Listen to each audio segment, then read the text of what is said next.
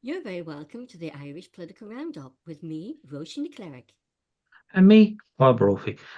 Today, Roisin, we are continuing our series of our chats with general election candidates for the upcoming general election, which we think is going to be sooner than certainly February or March. Today, we're joined by Seán hArgáin, who has been selected to run for the Labour Party in Carlow, Kilkenny. Of course, Seán is a Labour Party councillor in the Kilkenny Municipal District on Kilkenny County Council.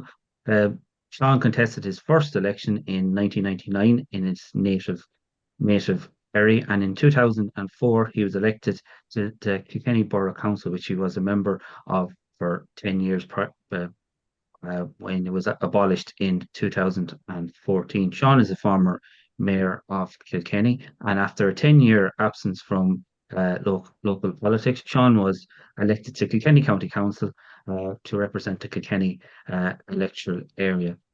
Of course, the Labour Party uh, have not held a seat in the Carlow Kilkenny constituency since 2016, which was held by the former Minister for Rural Affairs and Phelan. And prior to that, Seamus Patterson held a seat for the Labour Party in Carlow Kilkenny for 46 years. So Seán is taking on the mantle of trying to win back that Labour seat in Carlow Kilkenny. Seán, you're very welcome to the Irish Political Roundup. Thanks, Paul. Well, if Oh I yeah, could just start off and say one thing, Seán, that I do really respect with you is, and Paul and I were both your colleagues in the Labour Party here in Carlow Kilkenny until I left in 2016. I think, Paul, you left in 2019.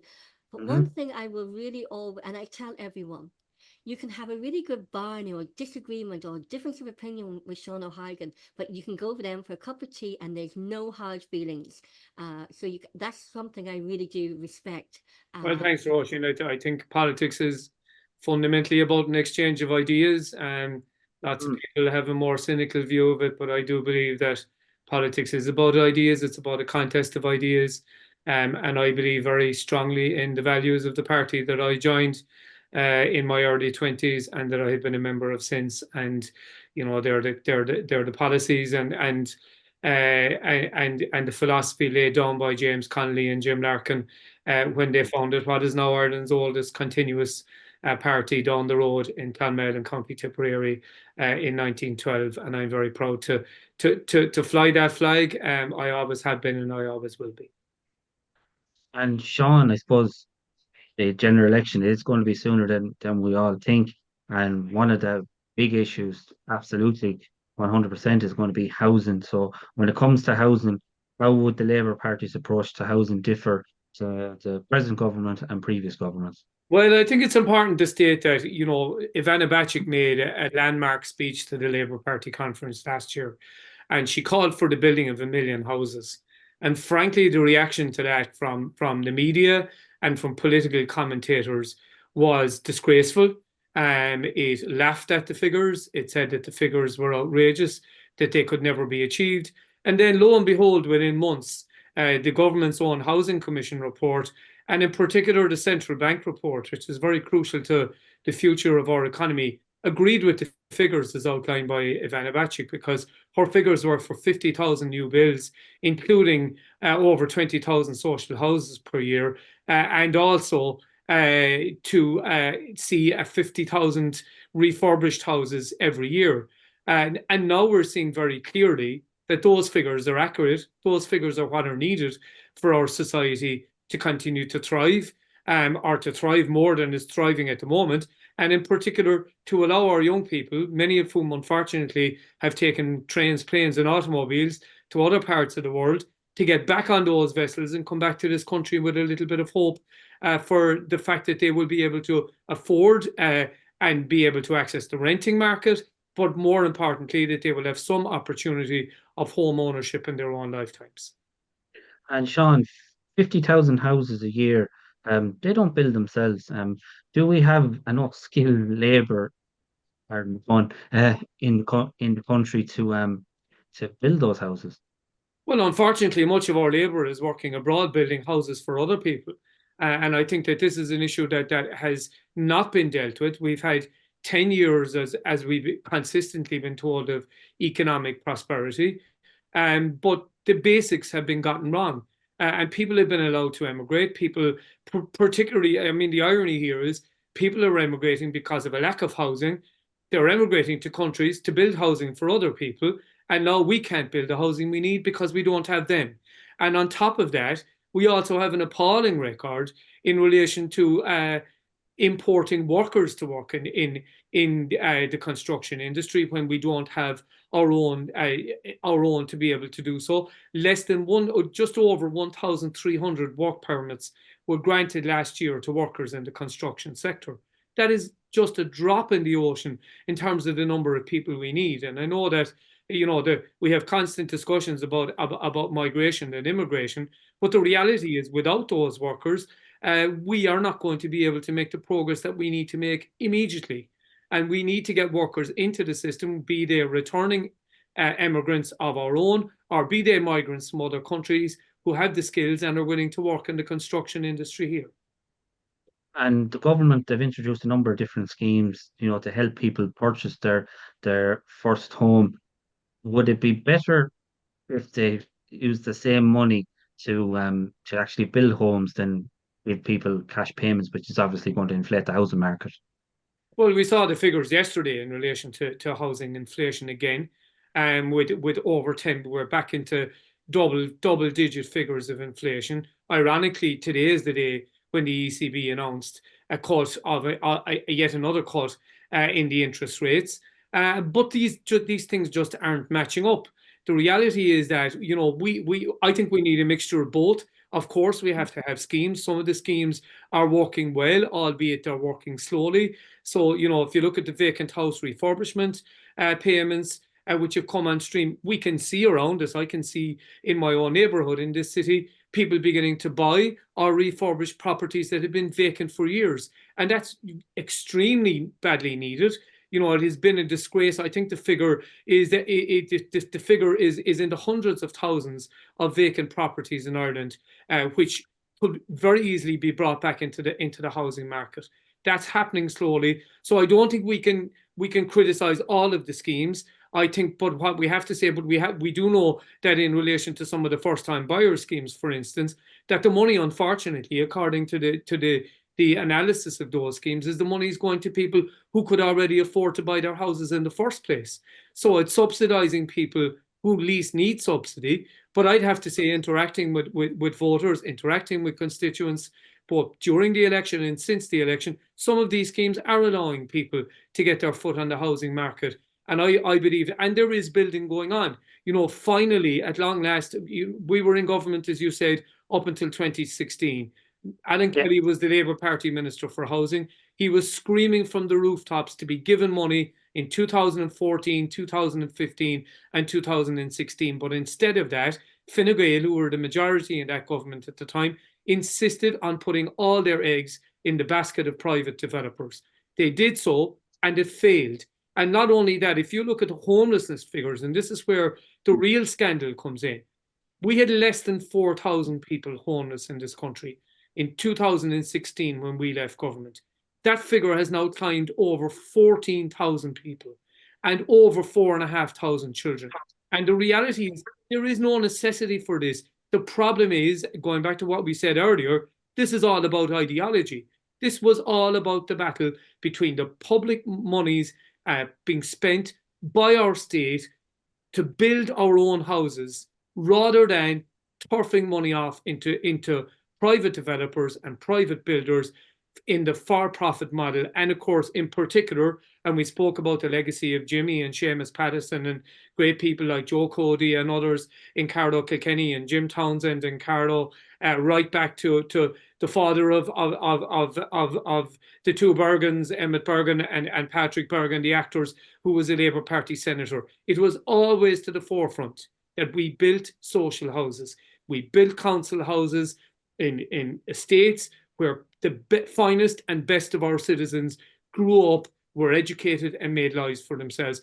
But for some reason, after the 1980s, when we had the ideological shift in politics, it was decided that there was no room for the state. There was no room for the state in education, there was no room for the state in health, and there was no room for the state in particular in the provision of social housing.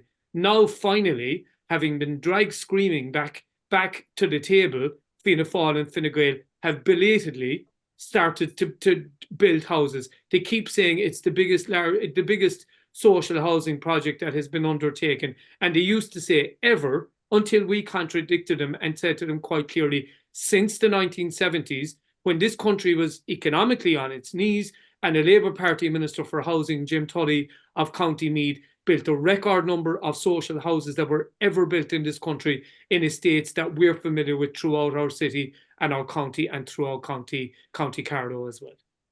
Yeah, I think it was 100,000 over 4 years, which was a fair old achievement considering, you know, the Irish economy was struggling at the time. The world economy was struggling at the time in the mid to late 70s.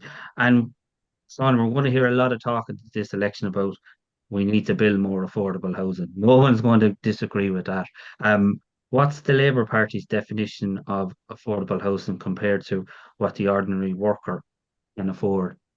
Well, it's certainly not the 400 or the 450,000 euros that we're looking at in parts of the country as being described as being affordable housing. And I think, we've got to come back from there.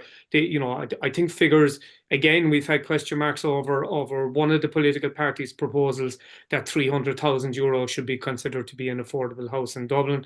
And the reality is, with the current building costs and with the current way that the building industry is structured, it's virtually impossible to achieve that in the greater Dublin area. But certainly those kind of figures should be the outside of the figures that we're looking at in places like Carlow, Kilkenny.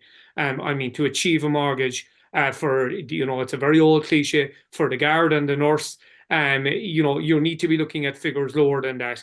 And, that also feeds into another issue. And those issues are about rates of pay, because rates of pay have not kept have not kept. I mean, we have, for instance, and I know this is a concern for you, Roisin, we are a garrison town, we are an army barracks town, we continue to have appallingly low wages and very poor working conditions for members of our defence forces. Those are the kind of people who need to be most accommodated. I mean, to hear ads running on the radio today for the ONE, the Organisation of National Ex-Servicemen, out with effectively the begging bowl, asking for people to contribute to being able to put accommodation in places for people that we should consider to be the heroes of our state. When we look this week at people in Camp Shamrock in Lebanon and the conditions that they are surviving under, as did many of their fathers and their grandfathers before them, serving not only our nation, but serving the United Nations, and seeing some of these people come back into those homelessness figures and into those inability to be able to keep a roof over their heads, frankly, is scandalous. While we're on the subject, Seán, of Defence Forces, as you know, I'm a very proud mammy of a Defence Force member. How will Labour, and this is something we've asked everybody in this question, how will Labour stand up, show up, and speak up for our Defence Forces? Well, I think we have a very good track record. Mark Wall in South Kildare, as you know, is our spokesperson in relation to defence. He's done a fantastic job, apart from the central role he played in the gambling legislation that was finally passed through the Dáil last night. He obviously comes from a very heavily a constituency that has a very high presence of military personnel in it. I believe two things have to happen. First of all, the crisis of recruitment has to be addressed immediately. But the way that has to be addressed is by having the commensurate wages to attract people into the job, both into the Navy. I have members of my own family. My own brother was a very proud member of the Defence Forces and did an apprenticeship, something we need to come back to because apprenticeships have been abandoned. He went on out of his apprenticeship career in the army to set up two companies from which he has recently retired, employing hundreds of people when he departed. So there's huge possibility here, but quite simply, the Defence Forces organisations and PD Fora and RACO must be listened to, and the state must ensure that we have adequate salaries commensurate with the responsibilities that members of our defence forces have. We will fight tooth and nail for that. We always have. People like Willie Penrose in Westmeath, people like Emmett Stagg in North Kildare, God rest him, fought tooth and nail for members of the defence forces, and again achieved major advances in the way that people were paid in times when our economy was not as vibrant, not as able to take wage demands as it is at present. And we will try to ensure that that is the policy of the next government, in ensuring that those young men and women, and not so many young men and women, get fair play, or Corrim na Féine, as we call it in the Irish language. And one more question before we move on to the next, because we said this to everyone. We have our men and women of our defence forces in Camp Shamrock now in the Lebanon. My son has just returned, as you know. What would your message be as Seán hArgáin, who is living in a military constituency, say to the men and women of our defence forces in Camp Shamrock and to their families who are back here at home? What would your message of support be to them? Well, I think very simply, I have army personnel, as I said, in my own family. My goddaughter's husband has only recently returned from Lebanon as well. I think we have to say to them, number one, you're doing your nation proud. You are acting in under immensely difficult conditions. Our President, Michael D. Higgins, got it absolutely right a week and a half ago when he called out the cynical actions of the Israeli Defence Forces encamping themselves outside the outpost in which the Irish troops were. I would say to them, stay safe. We are all thinking about you. And I suppose equally as important as speaking directly to the people in Camp Shamrock and serving the United Nations, because my great fear is that this will spread, that we will see this spreading into Syria, into the Golan Heights, into other areas. It's quite clear to me that the IDF have no intention of stopping. Currently they're attacking Lebanon. Their excuse in Gaza was that they were fighting against people who had attacked them on October the 7th, something that none of us approve of.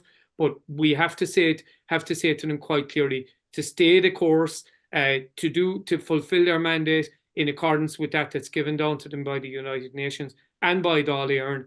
And finally, I would say to their families in Carlow and Kilkenny, we will do whatever we can as a community to support you, whether it's as simple as poor prayers, our thoughts, our actions. But many of us turned up in the Castle Park to see this current contingent off when they were travelling to Lebanon. We have a duty to stand with them now, and I will be insisting at council level and hopefully at Dáil Éireann level that we will do everything in our power to ensure that message gets through very clearly to people.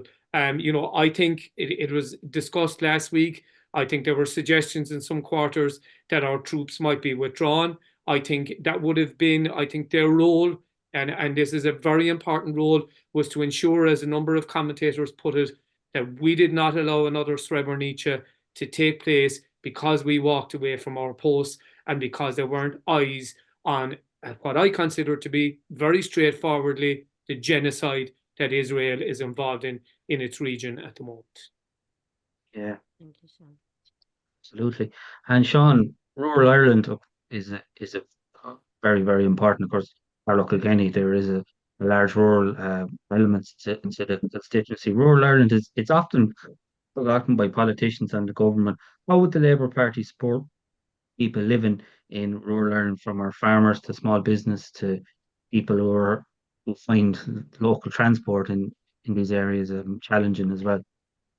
Well, first of all, Paul, I live in a city, but I grew up in a rural area. I've been involved in rural development all my life before I came to Kilkenny. I was chairperson of my own community organisation at home. I was a youth club leader. I campaigned, for instance, founded the campaign on improvements to the Ring of Kerry Road when I was an activist in the area because of the state of the road at that time. And it was because of that campaign, rather than some of the other more colourful politicians in that constituency who claimed that they got it done, we put in the legwork to make the case for funding for that road. I was involved through the Leader programme in South Kerry in the establishment of a similar bus system to the Rural Link system in County Kilkenny. And that has been rolled out. So I'm very passionate about the future of rural Ireland. Heard it described very well recently. This country, in terms of population, in a very short period of time, has gone from 4 million people to over 5 million people. Kilkenny City, since I moved to Kilkenny City in 2002, Kilkenny City's population has gone from 18,500 people to 28,500 people. Now, I'm not going to claim credit for that, but that's the reality of a lot of what's happening with that. Some of it is as a result of inward migration, people coming back to the country, growing birth rates, etc. But a lot of it, to be frank, is because people are choosing to relocate from rural areas to towns and cities. And that is a choice that people make. It's a choice I made myself when we decided to move from rural South Kerry to Kilkenny. A lot of that was for social reasons as well as family reasons. It was about infrastructural issues, and some of it, not all of it, about roads and trains and other vital public services. But it was, for instance, the distance from the local hospital. We were living in South Kerry, 50 miles from the nearest general hospital, the nearest accident and emergency ward. And then very simple things like the nearest theatre, the nearest cinema, the nearest art galleries, the nearest artistic facilities that you wanted to access. The nearest third level college was 50 miles away or 80 kilometres away from me. And we know that that's a really live issue in County Kilkenny in particular. Not so much in South Kilkenny, not so much in Carlow, because of the fact that they have their campuses of SETU in those areas. But for people in the city and in rural areas in County Kilkenny, it is an issue. So I believe that we need a whole suite of measures in order to try and encourage people to stay in rural areas. I think we need to fund, to channel infrastructure into those areas. One of the simple things I would suggest is in relation to rural transport. And I have to give credit to this government. A huge amount has been done to improve the public transport system. We have additional trains running to Kilkenny on a daily basis. We have Rural Link, the Rural Link bus system, which has been considerably improved. But there is one major gap, and that is in getting people to and from their workplaces in time for work in the morning. And we have to face facts. The major centres of work in County Kilkenny are Kilkenny City, they are Waterford in the south of the county, and places like New Ross, and in some areas to Clonmel, where we have substantial industries located. But at the moment, the way that the rural bus service is set up, it's not set up in a way that you can, for instance, get a bus from Ballyhale or Knocktofer or Stonyford to be in Kilkenny at 8:30 in the morning to join up, as we proposed. We made we were unique as a political party in making a submission to the County Kilkenny Development Plan before the last development plan was drawn up. And we suggested commuter buses coming into the edges of the city, connecting up with the city bus service and allowing you to get into the city centre. Of course, as we know in Kilkenny City and in Carlow, in the industrial estates on the outskirts of the city, you don't need to come into the city to access workplaces. You do in industries, fantastic industries like Cartoon Saloon, for instance. But at the moment, you know, to access where I was yesterday, Abbott, State Street, taxback.com, and the other major industries on the edges of Kilkenny City, you can do that by simply getting access into the outskirts of the city and then facilitating people either in using public transport, our city bike scheme, in which I was centrally involved in it being set up and proposing it be set up in the first place, or walking. And then we need to do other stuff. But, you know, going back to the issue of rural communities, we also need things like rural hubs. We need broadband centres, office hubs, where people who are working from home and who simply want to get out, you know, working from home 5 days a week in the attic in your house, which has been converted and made very suitable for your work needs, is not for everybody. And I'm increasingly hearing from employers that people are asking to come back to work. Now, there are other complications because it feeds into issues like childcare and all of these issues, but there should be an ability, and it has been set up in some of our rural areas, to be able to go into a work hub 1 or 2 days a week where you have a hot desk, you can bring in your laptop into a high-speed broadband centre. You can have a coffee dock, a canteen where you meet with people and you have the normal type of social interaction. And that would feed into supporting the local cafes, the local shops in the villages. But frankly, look, I cycled recently from Kilkenny down to Dunmore East. I decided to do it one day when other members of the family had taken our only car with them down to the south of the county. And what I saw depressed me in the way that, unfortunately, many rural villages depress many of us as we're driving through. I mean, to see the rate of closure of local pubs, of local shops, of local post offices. And, you know, for many people, that's making life really difficult. Going back to the transport issue, I've proposed a simple and quite radical thing over the years. And that is, we have a major transport system which operates 5 days a week in rural Ireland. It's called the bus transport system. And quite ironically, buses would often leave a town, for instance, like Thomastown, drive out into the rural areas, collect children, drop them to schools at their local primary schools in rural areas. The one thing they're not allowed to do is they're not allowed to bring passengers on their way back, despite the fact that many of those passengers, for instance, would be free travel and would have an entitlement to free travel on those buses. To me, it would make absolute sense if a school opens its doors at 9:15 and the children are dropped off, that you could, on the return route, pick up people, bring them into their local village for 9:30 in the morning, allow them to go to the local post office, go to a cafe, meet their friends, socialise, do the little bits that they need to do in terms of their day-to-day life, get back on the bus and be delivered back by 2:30, and the buses be at the gates of the schools at 3 o'clock to bring kids back home again. To me, that's the kind of joined up and sensible and far-sighted thinking that we need to be doing. Yeah, absolutely. And I suppose, Sean, one cohort of people within rural Ireland, you know, who are very, very important, or the heartbeat of rural Ireland, is our farming community. They are struggling between changes in EU nitrates and other legislative changes that have come down the traps in the last little while. How would the Labour Party support our Irish farmers? Well, I think, you know, I've listened to some of your own discussions on the nitrates directive, and more importantly, I was out on the Seán farm in Cuffsgrange a couple of weeks ago at the invitation of the IFA, and the majority of members of Kilkenny County Council turned up.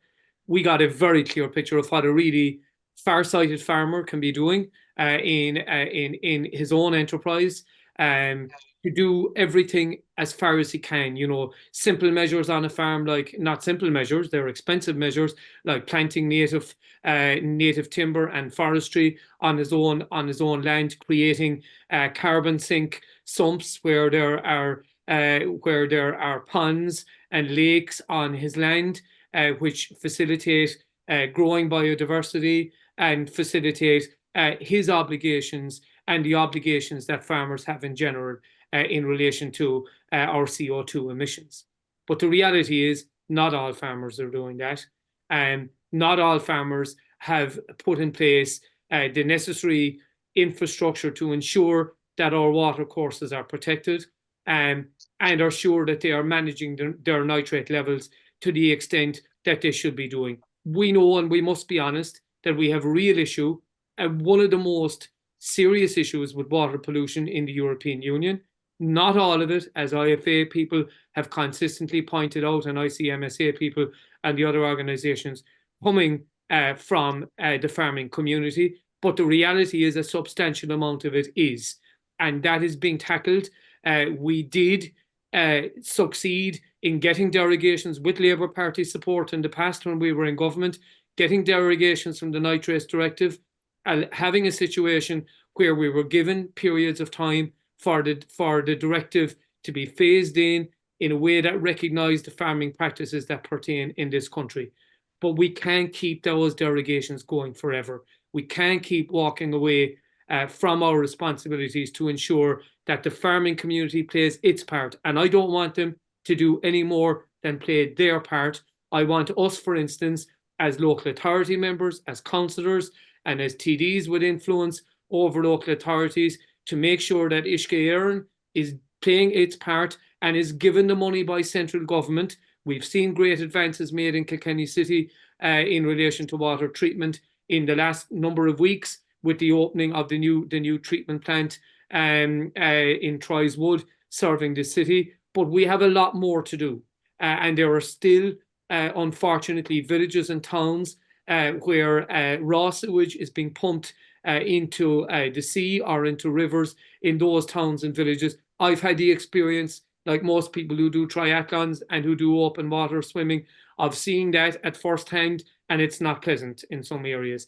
In the village I came from in South Kerry, we had to campaign for almost 50 years to get a new waste treatment plant and a water treatment plant in our village. And that is scandalous. And, we had lots of discussions about the funding model for Irish Water, and I raised this at a council meeting recently, a council briefing that we had with Irish Water. I believe that the funding model is not sustainable. I believe that we really need considerably more finances to be made available to our local authorities and to Uisce Éireann to allow them for once and for all to tackle those issues. But back to the issues about farmers, I was on another farm trip a week after the first one, and I suppose I found it a little bit depressing, and maybe it says something, and rightly so, to the power of the Irish Farmers Association, of the ICMSA and the other powers, that the vast majority of councillors turned up to the first one.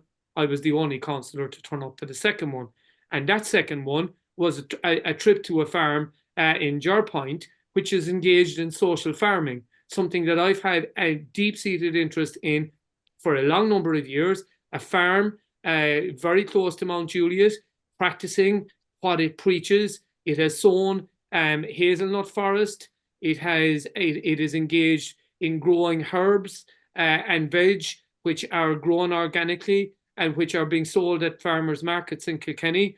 And then on top of all that is being done with the help and the work of adults with special needs. And I'd like to mention one family in particular, the Galway family in Thomastown, who have now semi-relocated to West Kerry. Anya taught with me in grade school nursery, and they were involved through Camp Hill in social farming for the last 20 years. And those people are showing a real, and I think we've got to make space for those models.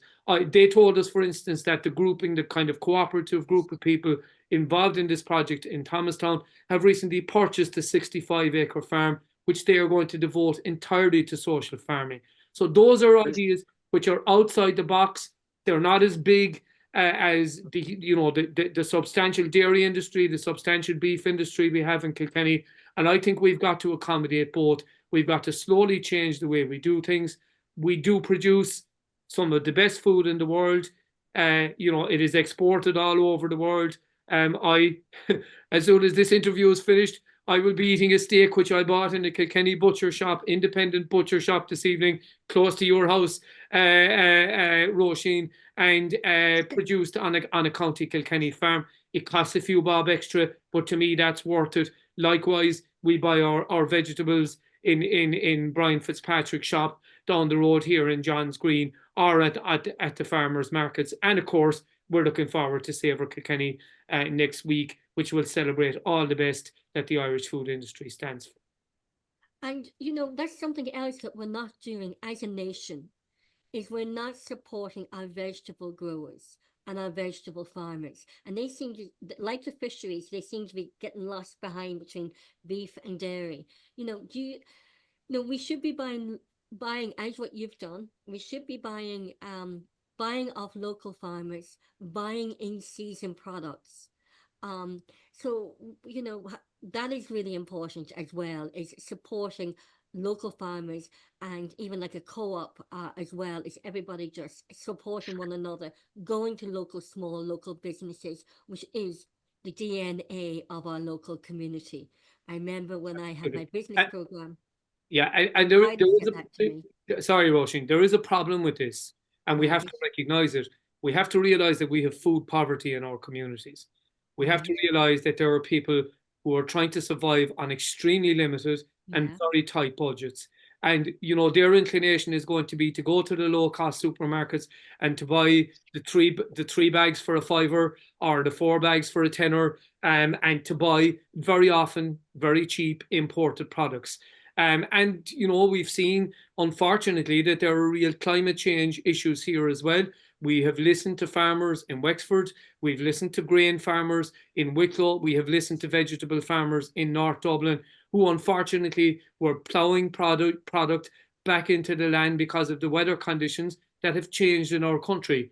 And a lot of these arguments have to be joined up together, because if we are continuing not to meet our obligations to reduce our CO2 emissions, if we're continuing to play our part in global warming and in climate change, and then we're seeing those impacts on our doorstep affecting the farmers that have produced fruit and veg and grain in this country for generations, we've got to call a halt, and we've got to be really honest in our analysis.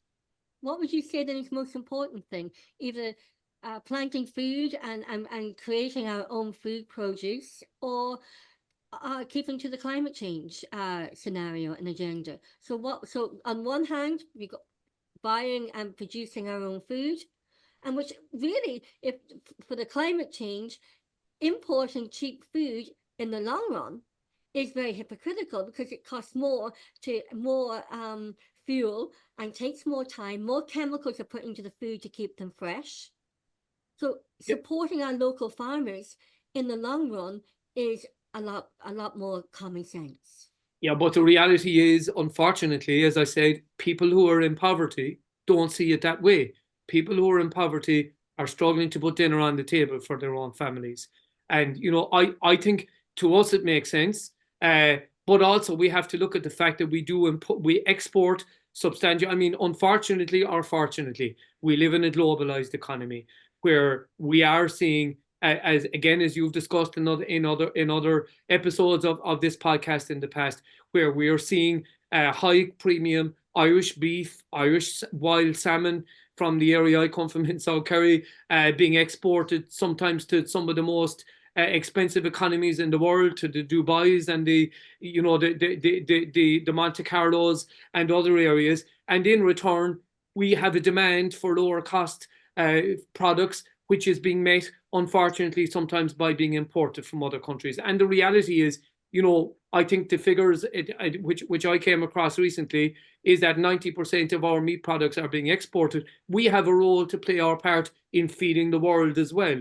And, you know, that's the reality. And if some of that trade-off is to import products, and we do import items, the oranges and the lemons and the other items which cannot be grown in our economy, and we hope, unless climate change worsens substantially, that they won't be growing in our society and in our rural areas for a considerable period of time. So, but is it not more important that, you know, we live in a global world and a global economy, but is it not more important that we charity begins at home, that we actually be very concentrated and very focused on feeding the Irish population and ensuring that Irish people here have the best quality of food that is grown locally, and that also helps the local economy as well, and that will bring down the prices of fruit and of vegetables that is grown here.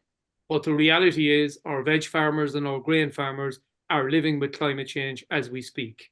And, you know, we can't do one without the other. In my book, we have to step up to the plate on our responsibilities to tackle climate change.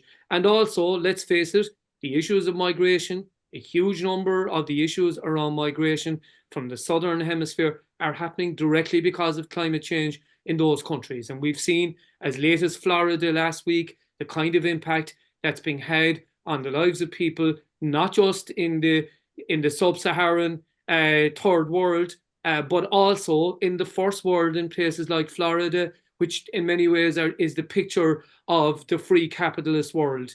And, you know, the reality is we've got to do all of these things together. We've got to strike a balance to the very best of our ability. I mean, I supported, and it wasn't popular at the time, I supported the entry of low-cost supermarkets into Kilkenny. Some people didn't want them to come, but the reality is many of those supermarkets are a lifeline to families who are living in food poverty, and we need to ensure that continue. Of course, I would like to say to the owners of those supermarket chains, go buy your carrots in Wexford, go buy your strawberries in Wexford, go buy your potatoes in North Dublin, and please ensure, or go and buy your organic produce from Riverfield Farm in Callan, where Vinny does such a fantastic job. But the reality is we are competing with we're on the verge of the entry of another substantial supermarket chain into Kilkenny. They're already in Carlow, they're already in Clonmel, and we will have to deal with the fact that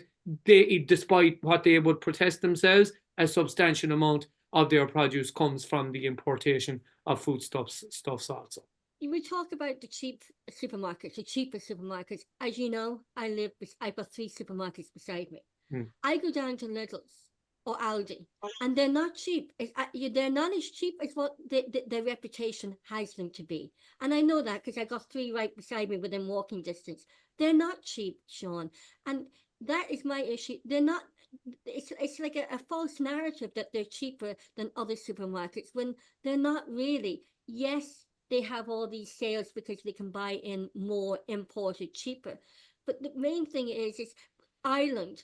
We're going to a general election. It's about the island. It's about really supporting our local farmers. And we did a program, didn't we, Paul? Correct me if I'm wrong. We export 99% of our vegetables and only 1%. Correct me on that one, Paul. Yeah, we export 99% of our vegetables. And even, I know I've probably said this 100 times already, if we take scallions, for example, we have the climate to grow scallions. About 85% of scallions or spring onions are imported from Mexico. Like, there are certain foodstuffs like spring onions, apples, potatoes that we are importing a lot of, that we have the potential to grow more of. So that's just my two cents on And that I one. think we also have to look at technologies. We've seen companies in Kilkenny. My own aunt's husband in South Kerry was producing shamrock 30 years ago in hydroponic gels in a glass house on the edge of the Atlantic. And that was done because you couldn't export shamrock using soil on it, but you could export it using gels. And that was a technology which was developed in UCD. I think as climate change begins to take hold, and maybe we can be hopeful about trying to reverse some of it, we've got to be clever about the technologies. We've got to use that type to say we can grow vegetables, we can grow other products by using this type of technology that doesn't involve our reliance, for instance, on the weather, which we've had until now, and on the type of disasters that can occur over the last number of springs and summers in Ireland. Yeah, we talk about local businesses. How will Labour and how will you, again, like that Defence Forces, how will you show up and speak up and stand up for the small local businesses like in our High Street and surrounding streets? Because lots of coffee shops and everything. You had a coffee shop at one stage. A lot of coffee shops and small family-run businesses are closing down. And I remember when I had my business program on the local radio, it was Kylie, another business lady, as you know.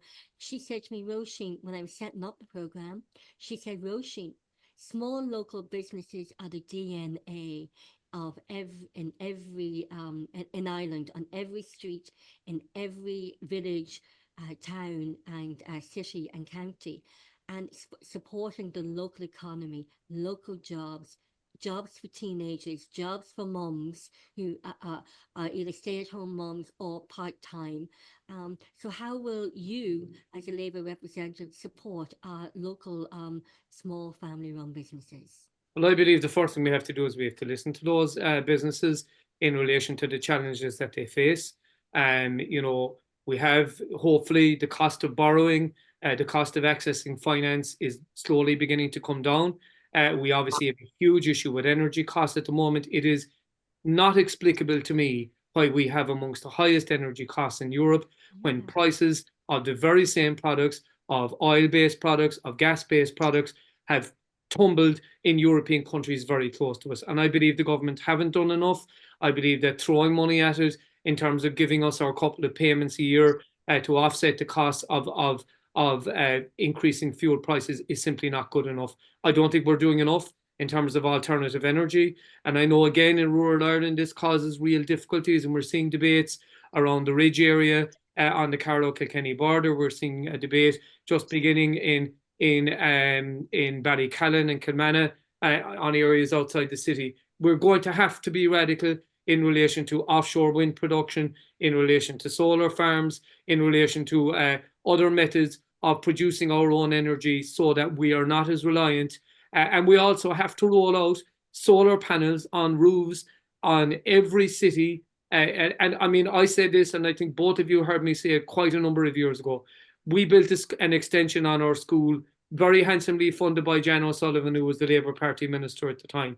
What were we not allowed to do? We weren't allowed to do two things by the Department of Education: put solar panels on the roof, on a substantial flat roof, and put water storage facilities for the recycling of water into the toilets, etc., in our school underneath the building as it was being done. Imagine the amount of money that school would have been saved. Now, thankfully, the solar panels have arrived 10 years later, and finally we have begun to roll out that technology. So there is a lot we can do, but in terms, going back to the business, about the question about small businesses, unfortunately, and I think it needs to be said, not all small businesses will survive. And we know ourselves from our own personal experience that, you know, you can run a business.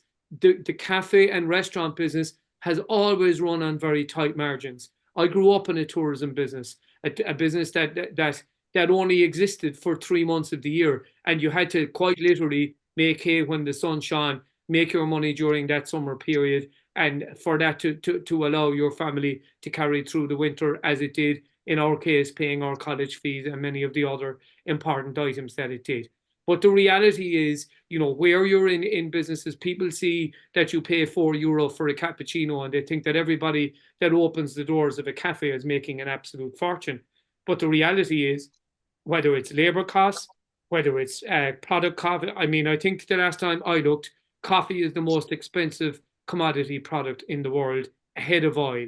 It's more expensive per liter or per than oil is. It's a product in huge demand. It's also a product, and we won't get into this tonight, a product with huge environmental costs, and you know, something that we all need to bear in mind. And as both of you know, I'm a coffeeaholic, and without it, I wouldn't survive. But the reality is, you know, costs are tight. Costs needs to be managed, and sometimes there are too many of individual types of businesses in towns and cities, and not all of them can survive and thrive. You know, there are big debates around, for instance, the VAT rates, and this is a very current topic at the moment. The reality is the government have decided not to reduce the VAT rate back to 9%. I was a supporter of the 9% VAT rate, and I was involved in a business which benefited from it at the time. But the reality is, and we know this, that many businesses unfortunately did not pass on that VAT reduction to their customers, and I think they're paying the price for that now. And you know, you had some peculiar anomalies where half your menu items had a lower VAT rate. The other menu items had a higher VAT rate, and it was incredibly difficult and complicated to administer as a business owner at the time. But you know, I've heard business owners in the last number of weeks criticizing the increase in the minimum wage. You were both aware of the fact that I was one of the Labour youth leaders back at the end of the 1980s who started the campaign for the minimum wage to be introduced in this country. And I'm very glad that we are slowly moving towards a minimum wage. And I think that, you know, we shouldn't have a tourism or a small business sector which relies on paying poor wages for itself to survive. That's not good enough for me. I think the living wage that we have set out as being our objective, which on the last figures I remember is north of €14 an hour, must be the ceiling below which we don't go. And by the way, back to our earlier discussion in relation to having people who are available to work in apprenticeships, and on the subject of the minimum wage, two scandalous things are happening. Number one, there isn't even an obligation on people who take on apprentices to pay apprentices the minimum wage. I met a guy on the canvas in a very old established local authority estate area in this city. He had left the construction industry a number of years ago and wanted to go back in as an apprentice. He was working as an apprentice with a semi-state company who I won't name, And his salary for that apprenticeship as a first-year apprenticeship in that company was €4.50 per hour. Now, needless to mention, he left. To me, it should be part of the minimum wage legislation that every apprentice and every single underage worker, and this is something that I feel very strongly about, if you are the 15 or 16 or 17-year-old who works in the supermarket packing shelves in order to support your family, or to support, for instance, your college fees, which today I was flabbergasted to learn that the registration fees in SETU Carlow, for instance, are €3,500 per year. That is absolutely scandalous and should be as phased out as quickly as is humanly possible.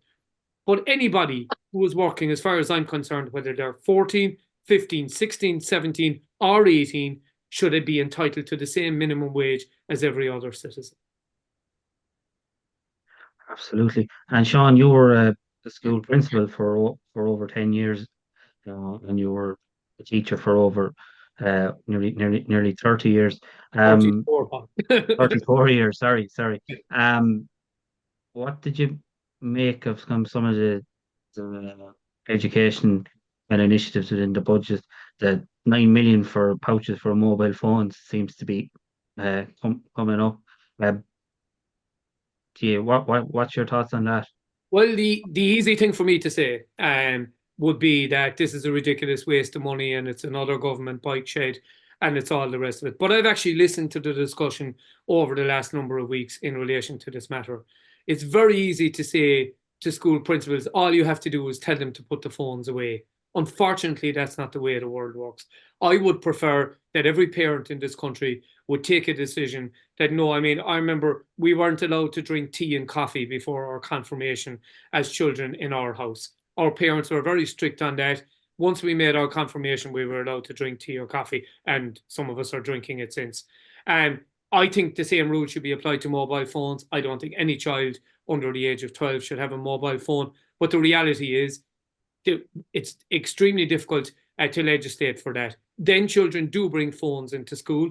In our school, it was very simple. You handed your phone up, you switched it off, you gave it to the teacher, it sat in a box for the day, and you got it back at 3 o'clock in the afternoon. And there were very few breaches of that, I'd have to say. At second level, it is much more difficult. And children and young people at second level, in reality, they will do the cleverest of things. They'll bring in granddad's old burner phone and they'll stick it into the pouch, or they'll stick it into, and they'll have the real phone in their bag. And next thing, it goes off in the middle of class. And that didn't start today or yesterday, Paul. You were young enough maybe to have done something like that yourself. Yeah, maybe, yeah. And the reality is, I think all the reports I have read and heard of from school principals who have these pouches is that they are actually working very well. So I think we should have an open mind. I think that Norma Foley, as Minister for Education, went into this with the right motives. And there are some school principals who are very tech savvy. I know Simon in the Educate Together in Carlow feels that this is an unnecessary expenditure, and people are entitled to that view. But I would like to see a balanced discussion on it. I don't think that because there have been foolish spending mistakes made in other areas recently, that we should presume that every piece of spending is going to be a waste of money. I think we should look at it in the round and try to make sure.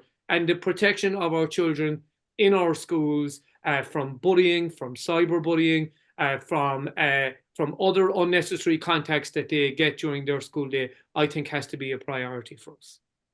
Yeah, and I suppose, sorry. Is there enough investment, Sean, into children as a principal and as a teacher, to children with maybe additional needs from children with autism, dyslexia, dyscalculia? Am I pronouncing that right? And I have that. Yeah. And do you think there is, whereas that 9 million is a lot of people are saying could have been invested into that area and more SNAs in the school? Yeah, again, I hesitate about those kind of arguments. There's lots of places that we could find the money that we need to spend on children with special additional needs. As you know, I spent 10 years of my life as a special needs teacher. I feel very passionately about it. I was a member of the Irish Learning Support Association National Executive for much of that time. And I feel extremely strongly that or neglect of children in school and out of school. Because let's face it, this is about the provision of and I welcome the fact that we have increased the number of learning support teachers. We have increased and are continuing to increase the number of special needs assistants in our classrooms, the number of special units for children with ASD and other learning difficulties. But where we're falling down hugely is we're falling down in the provision of occupational therapy, of physiotherapy, and all of those other vital services. We're falling down in the area of simply getting assessments for children in relation to their learning needs, which then make them entitled. And we have changed the model in primary schools so that there is a presumption now that we're going to have X amount. The reality is, when I started as a learning support teacher back in the early 90s, there was very little mainstreaming of school of children with additional learning difficulties, or where they were mainstreamed, they were ignored and pushed off into the corner and their needs not recognised. And we were all a bit ignorant of the needs that there were for additional learning needs. I believe the teaching profession have done a huge amount to upskill themselves, and they, to my mind, in every school I've ever been, and I visit schools from time to time in other roles, I think teachers are making their very best effort. They treat these children and young people with fantastic dignity in a way that unfortunately our society didn't do in the past. And I really hope that the additional expenditure, and again, we're looking at issues of immigration, we're looking at issues of a highly expensive system of educating occupational therapists, educating speech therapists in our universities. It takes 600 points to be able to get into many of these courses. And unfortunately, too many of those professionals, because there aren't permanent positions that are well paid available for them when they graduate from their courses, are getting on the planes and going to countries where they are appreciated and paid properly. We're running out of time. We've only got about 5 minutes left, but you know where my next question is going. I have been inundated with photographs and people contacting us to do a program on the, I keep pronouncing this wrong, the SPHE. I have seen the photographs of books, of the content in the books, and it's been in the media recently. I would actually think I'm sort of like level-headed and, you know, open-minded, but I do think that they are quite explicit for young children and teenagers. What's your thoughts on that, where there is a lot of concern with parents, and it's genuine concern as well? Some of it is genuine, Roisin, and not all of it is. And, you know, some of the people involved in the campaign against this element of the SPHE program were involved in the campaign against the Stay Safe program in the 1990s, were involved in the introduction of SPHE in the first place. So we have to call them out.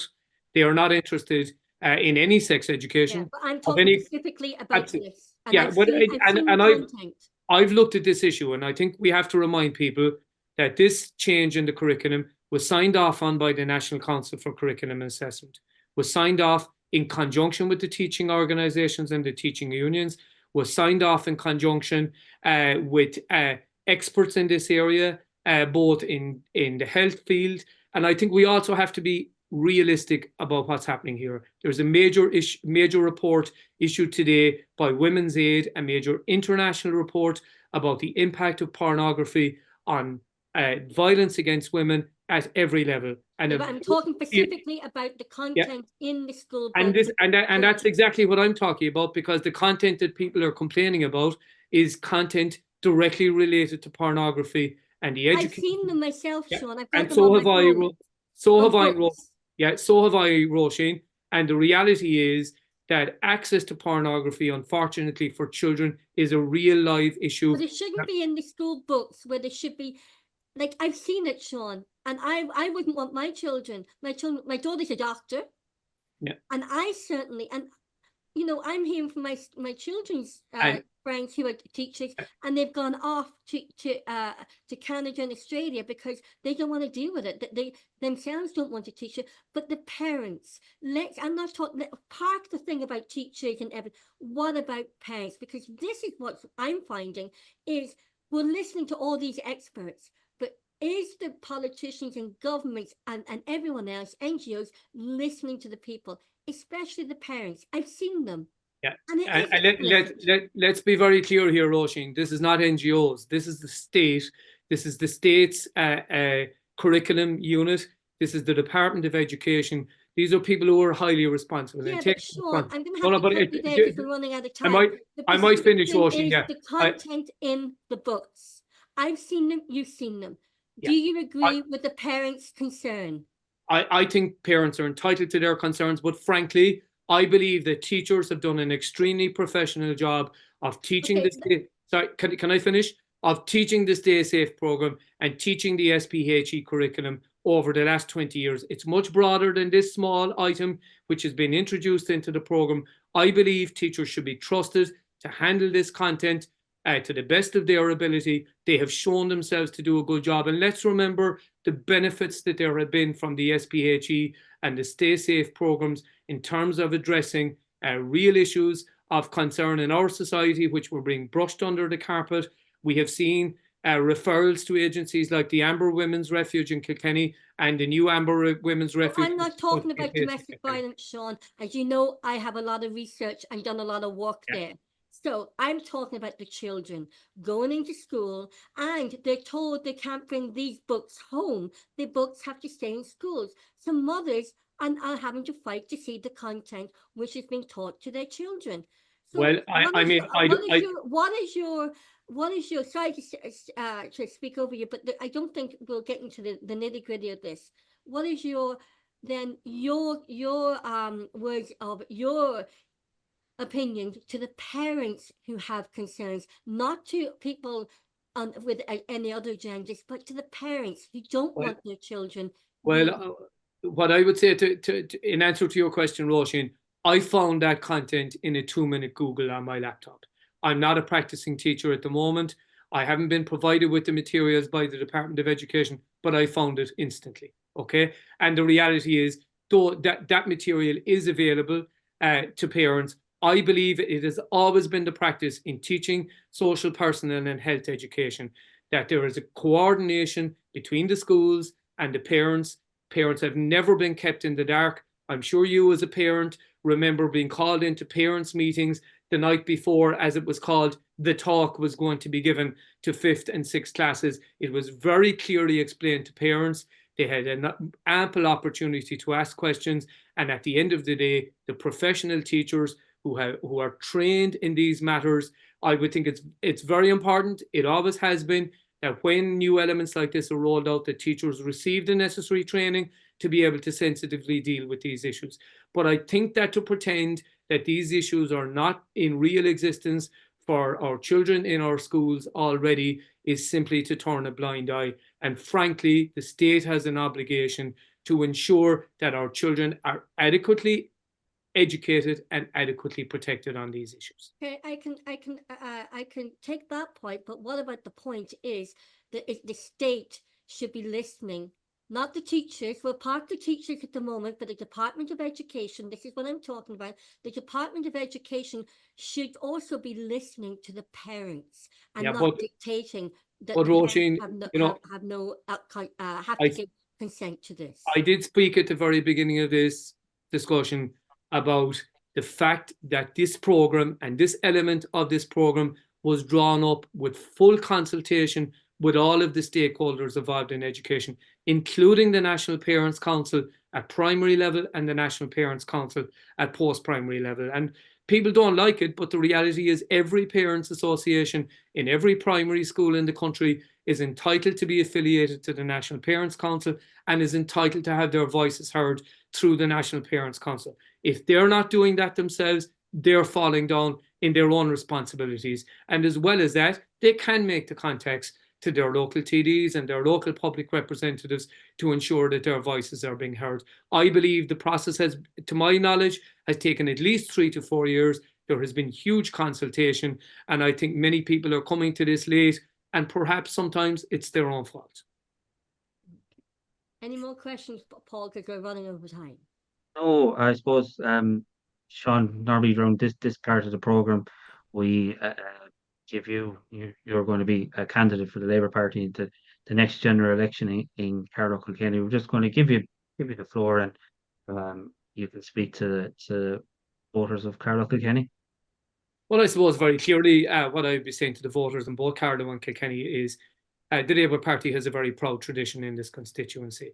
With the exception of the last 8 years, we've held a Labour Party seat in this constituency almost since the foundation of the state. We have always stood for the values that are important to people. We have stood for public access to health, to housing, to basic human rights, and that is the tradition in which we stand. I have always been a hardworking public representative. I have been straight talking.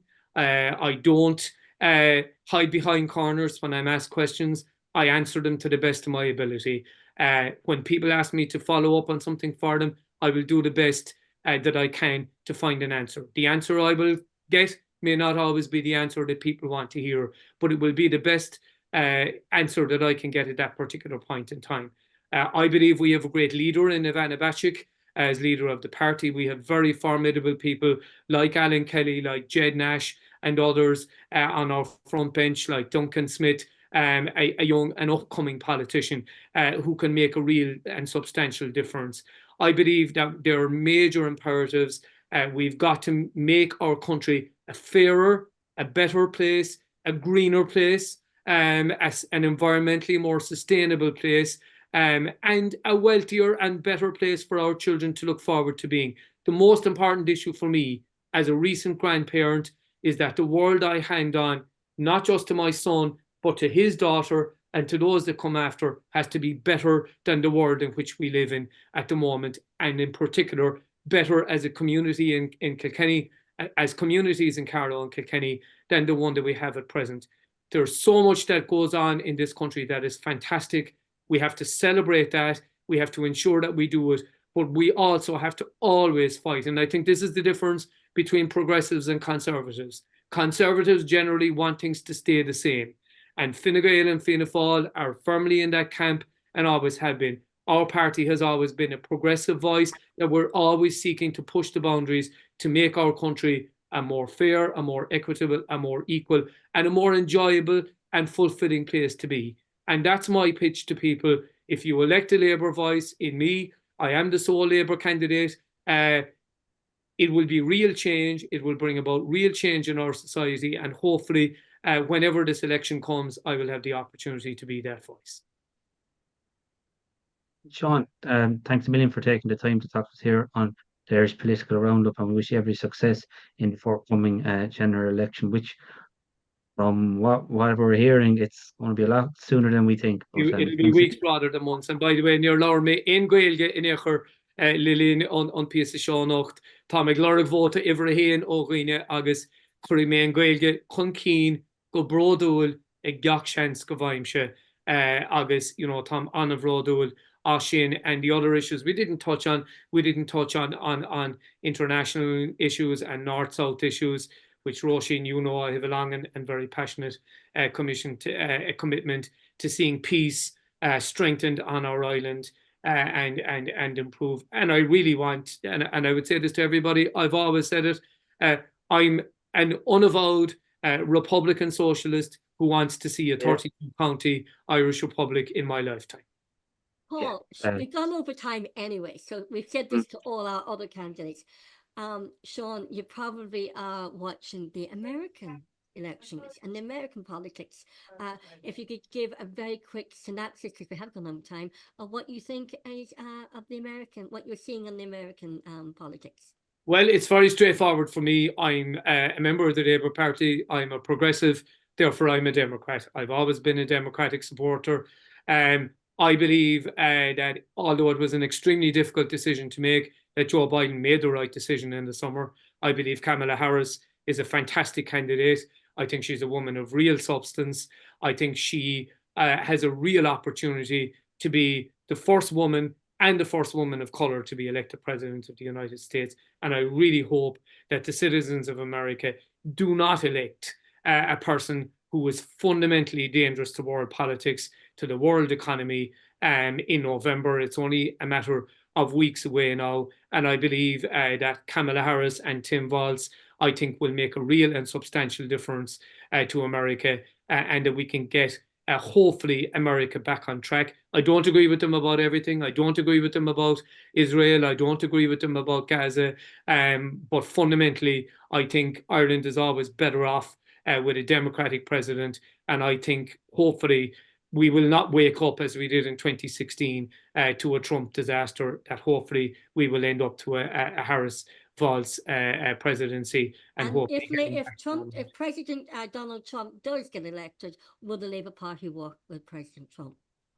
You know, I mean, if we're in government, or we have an obligation to work at a diplomatic level with every international government that we deal with. And an Irish government can never walk away from cooperation with the United States. It's fundamental to, as you said earlier on, our DNA. I have more cousins in Boston and in Massachusetts than I have in Ireland. So to me, this is a crucially important decision. The vast majority of them are Democrats. There's a few that we can't sort out, but hopefully they'll all be playing their part in trying to ensure that we do have the best possible outcome in November. Well, may the best man win anyway. So, and our woman. Seán hArgáin, thank you so much for taking the time to speak to the Irish Political Roundup, and the very, very best of luck in the elections.